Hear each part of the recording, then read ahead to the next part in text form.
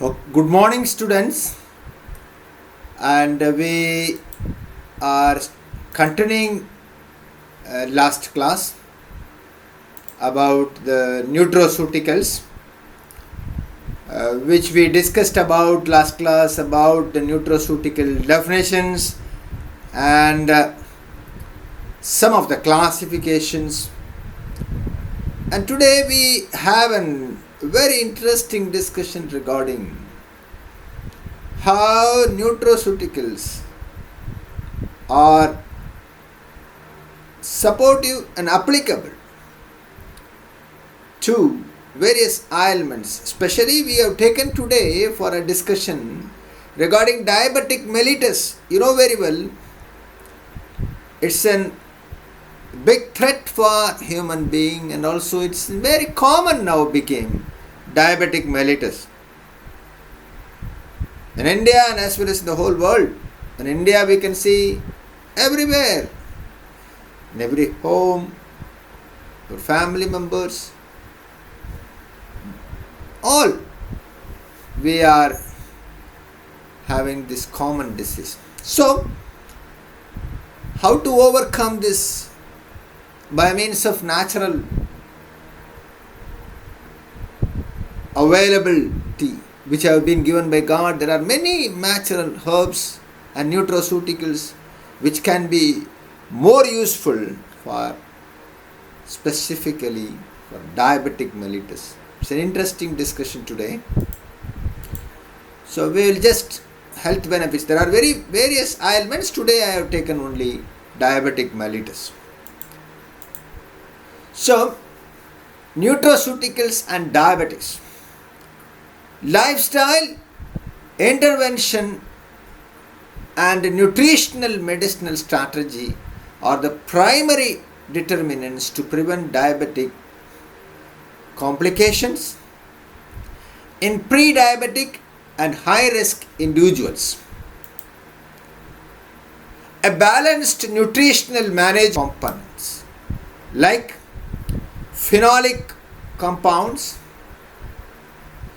sulfur compounds, herbs, natural antioxidants, note it down, antioxidants are involved in glucose metabolism, which may prevent progression of diabetes and other associated complications. Other associated complications. You know very well, diabetic mellitus is a common disease which makes the patient to be mentally and physically having lot of depressions and makes in lot of difficulties by means of giving various associated complications. If they are not properly maintaining their food style or even drugs, constantly if they are not consuming, then they will find lot of complications which gives them difficulty by physically and mentally. So a balanced nutritional management, a balanced diet management is very important for a diabetic mellitus patients. So we are having a very good discussion today regarding the nutraceuticals, how it can be utilized by a diabetic mellitus patients. So a pharmacist can easily, even today itself when you listen to this lecture or when you read this handout or when you read this subject, you can improve your knowledge and you can advise your relatives, your friends, the patients who come across you. It becomes very simple, and once they are getting some relax from your advice and relax from your suggestions, And once they are getting advantage by their reducing their glucose level and reducing the dependence of the tablets or the drugs, it gives happiness for them, and as well as it gives more comfortable for the pharmacist who have delivered. So make use of it and do the needful. So of nutritional supplements are already available in market, which are extensively prescribed by the clinicians.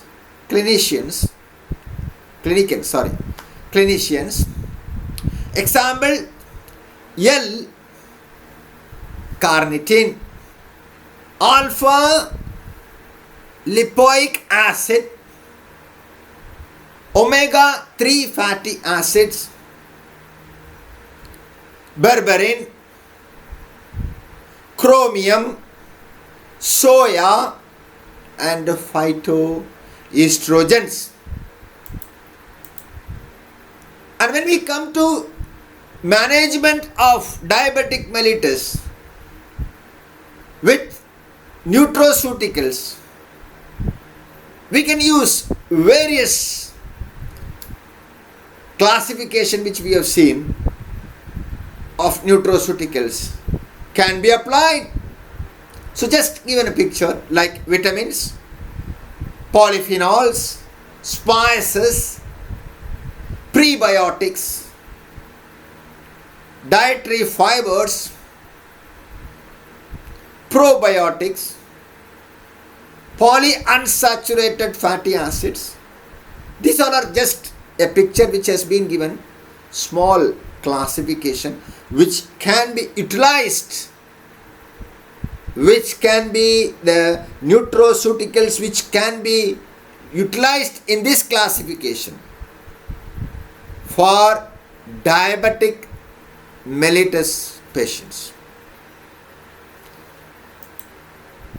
Now we are coming to take different types of nutraceuticals, how they are applied for, what is its therapeutic action. Like antioxidants, when I told antioxidants, they have more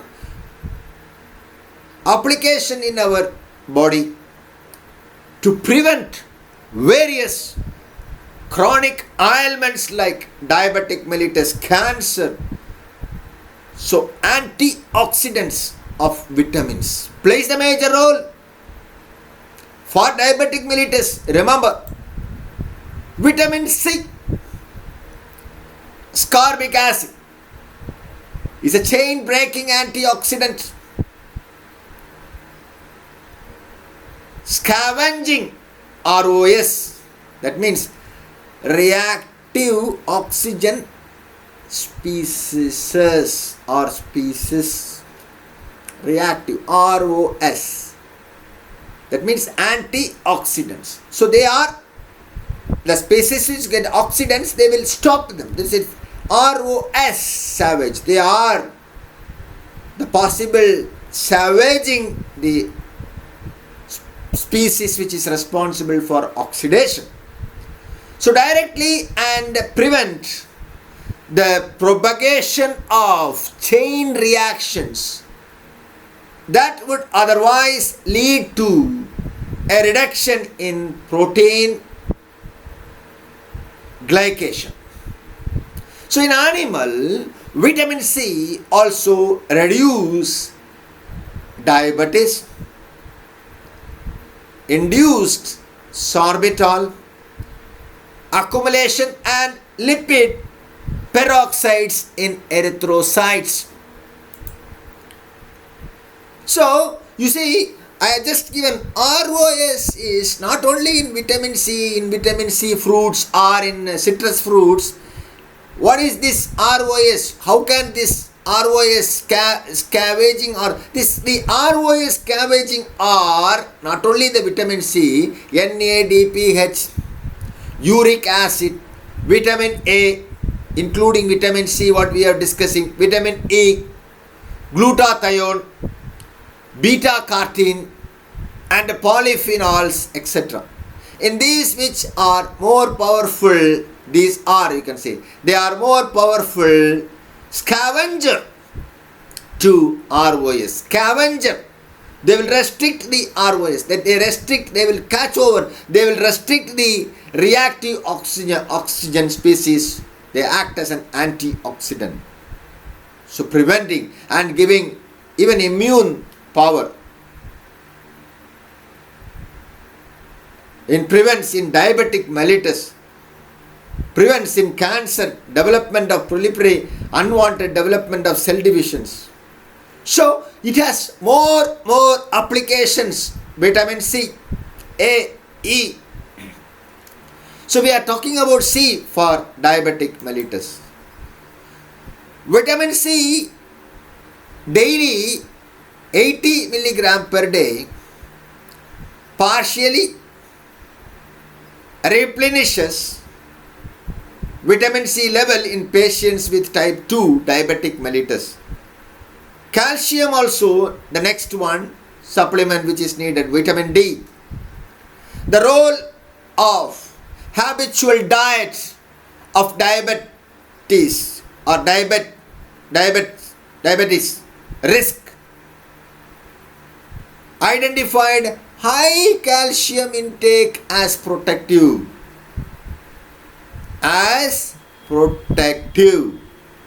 There are theoretical grounds for suspecting that by suppressing the more take of calcium, they suppress the secretion of parathyroid hormone PTH. Good calcium, vitamin D status may help to prevent or to preserve insulin sensitivity and thus help prevent diabetic mellitus. So see that how the mechanism of action, it have the suppressing the secretion of PTH, parathyroid hormone. So vitamin D can prevent the insulin sensitivity and prevents diabetic mellitus. So you see here, and even you have to include very important, that is vitamin C also reduces diabetes-induced sorbitol accumulation and lipid peroxides in erythrocytes, in RBCs, in erythrocytes. So blood sugar level can be reduced and it can be used as a preventive measure for diabetic mellitus. So now vitamin E also having. So the source of vitamin C, don't forget, we have to give vitamin C for diabetic mellitus patients. Vitamin E is an essential fat-soluble vitamin and functions primarily as an antioxidant. So antioxidants are very important for various ailments, especially we are talking about diabetic mellitus, it is needed. Low level of vitamin E have been associated with increased incidence of diabetes. Blood sugar level can be increased. And some research suggests people with diabetes have decreased level of antioxidants. So, supply of vitamin C, vitamin E will help them to get antioxidants. Additional evidence indicates that people with diabetes may also have greater antioxidants requirement because it has come down due to increased free radical production secondary to hyperglycemia. Doses of vitamin E up to 400 international units are generally believed to be safe. So when it comes to carbohydrates, especially we never allow The diabetic patients, diabetic mellitus patients, we will not allow them to take rice, we will tell them to take little. Carbohydrates, they will cost them more, sugar level increases very fast. So carbohydrates also, there are some parameters which carbohydrate in how cooking, how it can be used for eating. These all the research have proved, and they have told many parameters to be identified. Here you can see carbohydrates are the energetic substrate that we know that, which will give glucose and it will break down of ATP formation, which gives energy, which can be going for breakdown of all circuits, all the energy can be produced only by means of our metabolic pathways. So carbohydrates are the energetic substrate related to the greatest impact of glycaemia levels or glycaemia levels. The total amount of carbohydrates is the main factor responsible for the post-prandial response.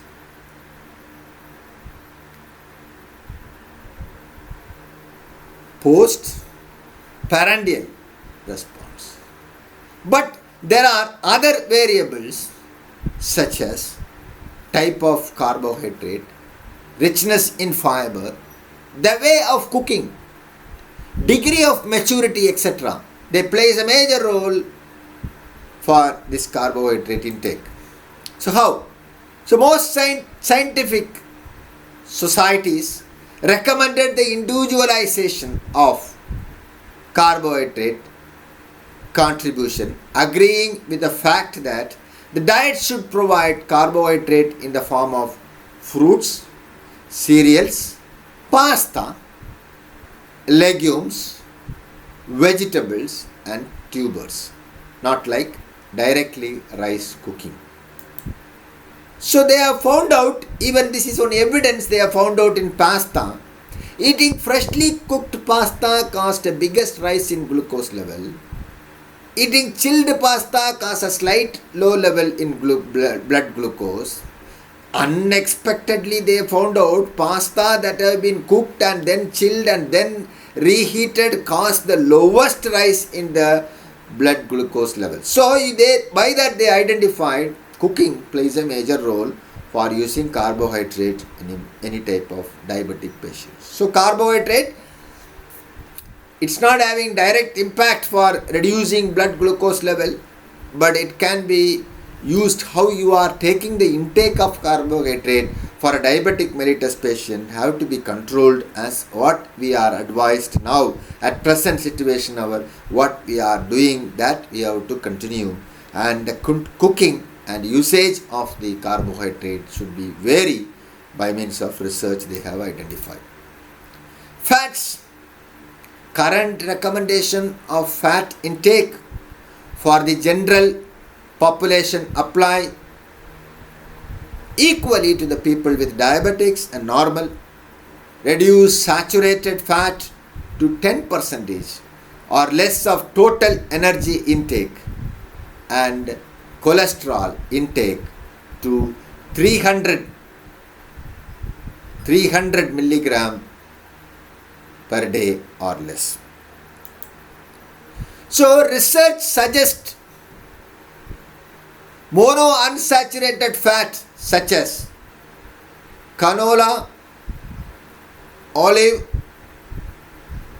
peanut oils may have beneficial effects on triglycerides and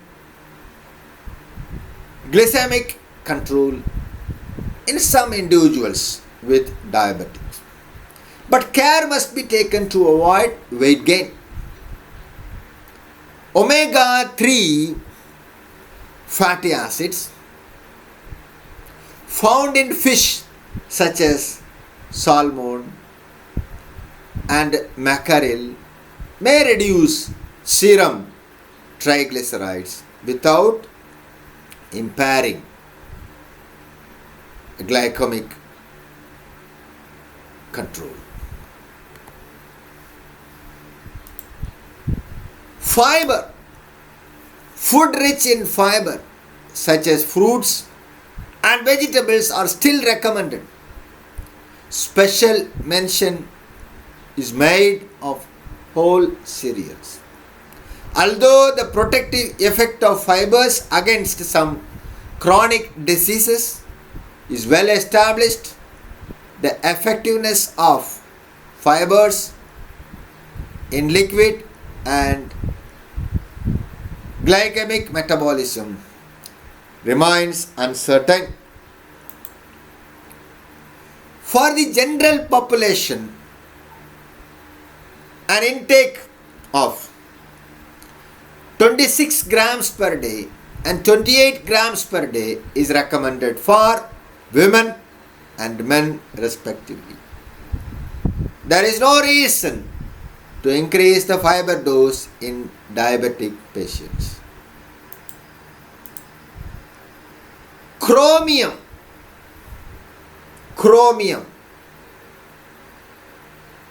is a trace element that may be deficient in the person with diabetes. So we should give that type of food for chromium supplementary. So it has been suggested that chromium supplements may increase insulin sensitivity and improve glucose tolerance in patients with type 2 diabetic mellitus. Food that are good sources of chromium includes the sources. What are they? Vegetables such as the picture which shows broccoli, potatoes and green beans. They are good for diabetic mellitus patients. Whole grains products, broccoli, beef and poultry. Fruits include apple, banana, grape juice, milk and dietary products. They all contain chromium. So chromium deficiency little can be given as a supplement for diabetic mellitus patients. Magnesium is also needed. Prospective epidemiology links magnesium-rich diet to decrease the risk for diabetic patients, diabetes, with any inverse correlation between magnesium intake and fasting insulin levels suggested an improvement in insulin sensitivity. Foods which containing magnesium are green leafy vegetables, example spinach and kale, fruit like fig fruit, avocado, banana, raspberry, nuts and seeds, legumes like black beans, chickpeas and kidney beans, vegetables like peas, broccoli, cabbage, green beans, artichokes, asparagus, Brussels sprouts, small, very good Brussels sprouts, seafoods like salmon, mackerel, tuna, fish. Tuna is almost similar like chala. You can see I have shown the picture also. Next comes alpha lipoacids. Alpha lipoacid and dihydrolipoic acid work in a redox couple.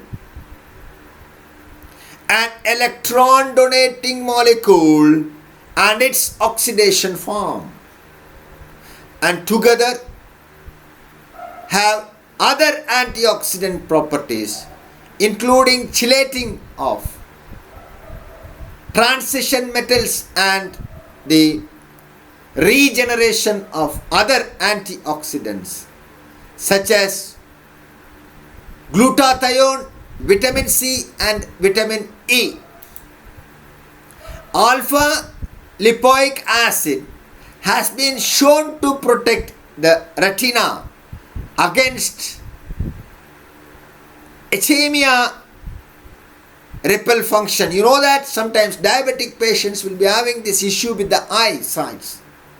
So injury with in vitro and in vivo they have studied, and ischemic injury to the retina is considered to be one of the major cause of visual loss and occurs in diabetic retinopathy. So alpha lipoic acid, a review of the clinical trials in alpha lipoic acid in the treatment of diabetic neuropathy reported beneficial effects on acute symptoms of diabetic progression. Brussels sprouts, alpha lipoic acid is a natural prospective antioxidant. Many foods have alpha lipoic acid in very low amounts. They include spinach, broccoli, yam. Yam is like a sweet potato we used to say. Potatoes also can be taken for alpha lipoic acid.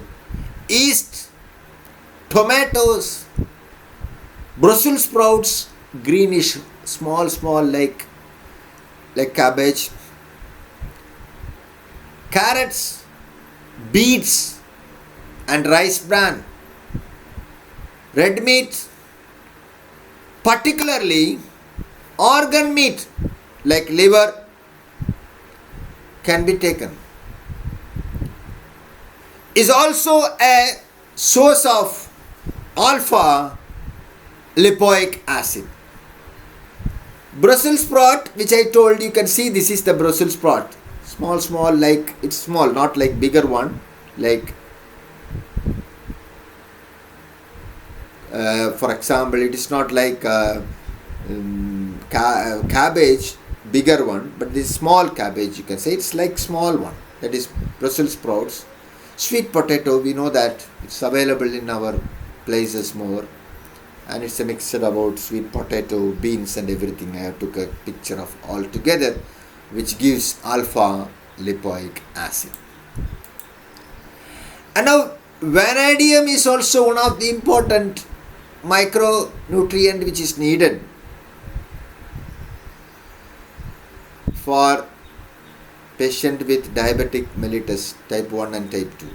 The research indicates that this mineral acts similar to insulin in transporting glucose into the cell and is therefore valuable for both type 1 and type 2 diabetic mellitus. Vanadium supplementation also decreased fasting.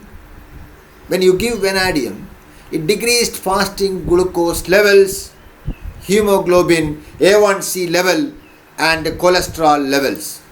So dose ranging from 45 to 150 milligram per day can be used for improving fasting glucose level of vanadium can be given. How much sugar is in the level which one walks or wakes up in the morning can be determined. So toxicity studies shows these dosage levels to be safe and well tolerated by most people. Some individuals experience mild gastrointestinal distress either during the first week or use or at high dose level up to 400 milligram per day. This is the best food source of vanadium are mushrooms shellfish, black pepper, parsley, dillweed, beer, wine, grain and grain products, and artificially sweetened drinks. Vanadium exists in several forms, including vanadal sulfate and vanadate. Vanadial sulfate is most commonly found in nutritional supplements. This is dillweed and this is parsley, which can also have this constituents of vanadium, which we are using the leaf, which is very commonly which we are using for our food, and even salad also we are applying it. Protein, now we are talking about the proteins. Current evidence indicates people with diabetes have similar protein requirements to those of the general population, about 0.86 grams per day, per kilogram per day. Although proteins play a role in stimulating insulin secretion, excessive intake should be avoided as it may contribute to the pathogenesis of diabetic neuropathy. Excessive protein should be avoided. So, evidence suggests eating vegetable protein rather than animal protein is better for reducing serum cholesterol and managing neuropathy. So, better to take vegetable protein. So, there are number of different types of protein supplements, including liquid protein supplements, protein powders, and liquid protein shots. Source protein supplements include wheat, casein, soy, rice, and egg. We know that it is prepared from the curd, casein from milk, soya from soya grains, rice can also be prepared, proteins from rice we can prepare by enzymatic action, proteins can be prepared, and egg. And this is about whey, which is a nutrition protein rich liquid expelled from the curd during cheese making process. And soya, from soya we can have this proteinous liquid form we can prepare.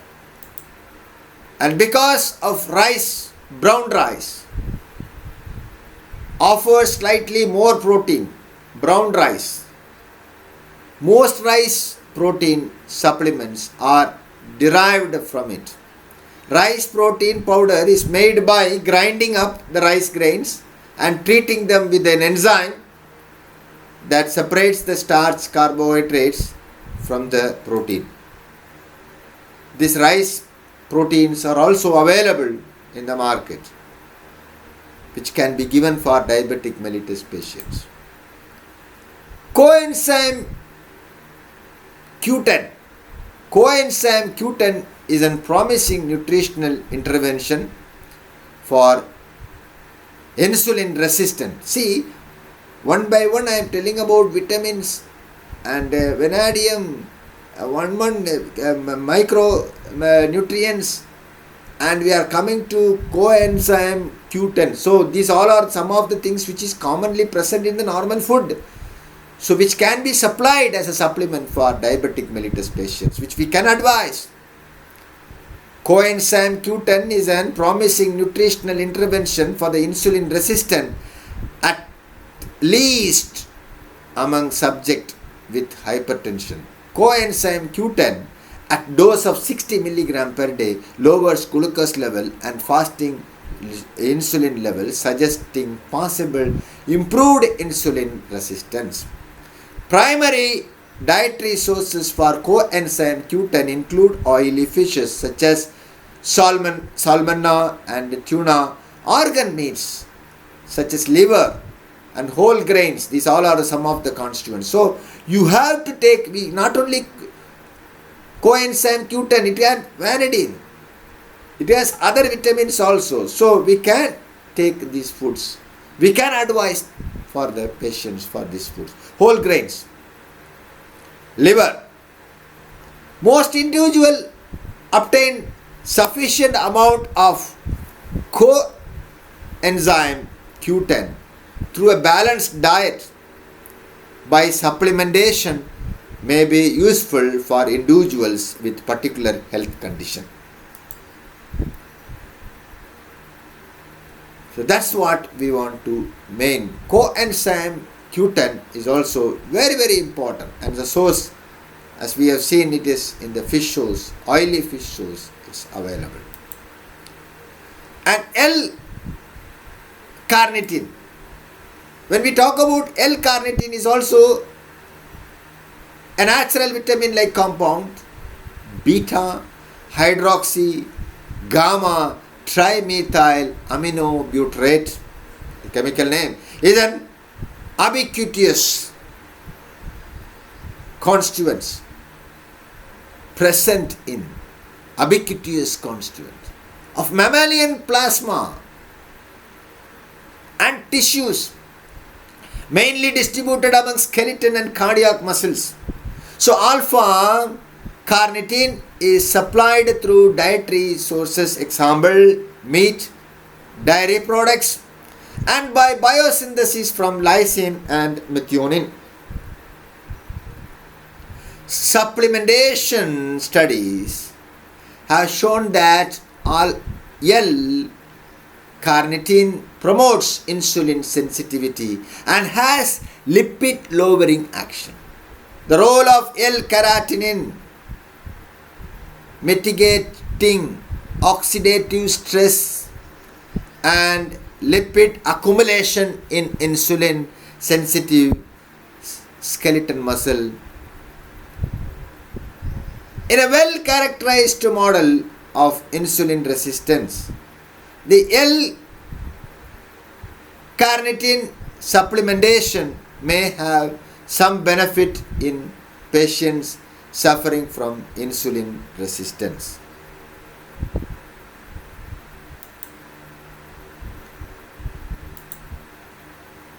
That's what we have to think it about, that very important. The role of L-carnitine is mitigating. What do you mean by mitigating?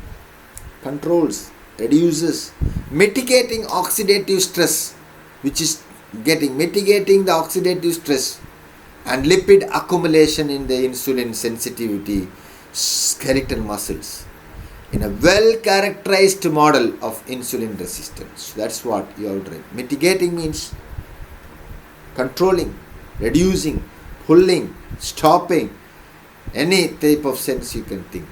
The L-carnitine supplementation may have some benefits in patients suffering from insulin resistance. The food sources of coenzyme Q10 are organ meat, heart, liver and kidney, some muscle meat, pork, beef and chicken, fatty fishes like trout, herring, mackerel and sardine, and vegetables like spinach, cauliflower and broccoli, fruits like oranges and strawberries, legumes like soya beans, lentils and peanuts, nuts and seeds, sesame seeds and pista. That is, you can see this, some of the pictures. Even pista, we are very famous about pista, we used to say. So pista also good for this coenzyme Q10. So fishes, salmonati fish and tuna is available. You know that chura and trout, and we can see mackerel, herring and sardine matti available, and akove. These all are some of the fishes which can have the coenzyme Q10, and also it contains other vitamins also, and even it contains chromium. We have many macronutrients. Red meat has the high levels. A 4 ounce of beef steak has an estimated 56 milligram to 162 milligram of carnitine. Carnitine is also found in smaller amounts in chicken, milk and dairy products, fish, beans and avocado. Vegans tend to get less. Vegans means vegetarians. Vegans get less carotene from foods, but their bodies usually produce enough anyway. Levocaratinine is used to treat a lack of carotene, and carotene comes in two forms. Levocaratinine L-carotene should not be confused with DL-carotene form labeled in vitamin B and T in some formula, and only L form of carotene is used by the body to treat serious carotene deficiency. And you can see Evian LC tablets manufactured by Merck India. It contains levocaratin 150 milligram and vitamin E of 200 milligram. This is the tablets which is available, and L-carotene and L-tartrate, even live strain tablets are also available. Just for you to know about this type of supplementary which we can give for sugar patient, that means for diabetic mellitus patients can be treated. So you can see even Neurokind LC is available, which contains Neurokind LC contains folic acid, levocaratin and methylcobalamin. This is prescribed for usually diabetic mellitus patients. As active ingredients, the following ratio: levocaratin of 500 milligram, folic acid 1.5 milligram and methylcobalamin of 150 microgram mcg. And now we are just talking about some of the plants which are claimed for diabetic mellitus which is available. Like you can see Acacia arabica, which we know common name Babul, family Fabaceae, in Malayalam Babula, or you can say Karvelam, or Karvelam is one of the most of the time. In Tamil they used to say even Karvelam and Putte and also Iramangandam, like that they used to call. But anyhow, we might have seen very commonly in our places. They acts, you can see they acts through release of insulin from pancreas beta cells, which accounts for the hypoglycemic activity. So Acacia arabica, we have to remember this. And Aigil marbillos, Malayalam it can be Kolukam or Kovalam, or you can say Vilvam. Vilvam is one of the word which commonly they used to say, Vilvam. In Tamil they are say Bilva, and increases utilization of glucose either by direct stimulation of glucose uptake or by the mediation of enhancing insulin secretion, and also decreases the elevated glucose glycosylated hemoglobin levels.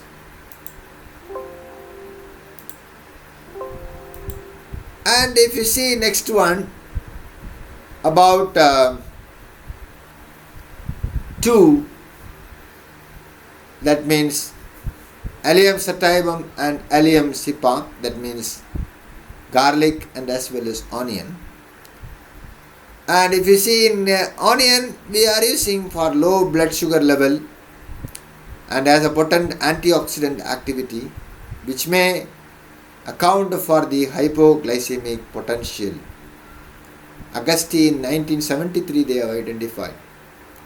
And you can see in garlic there are many usefuls there.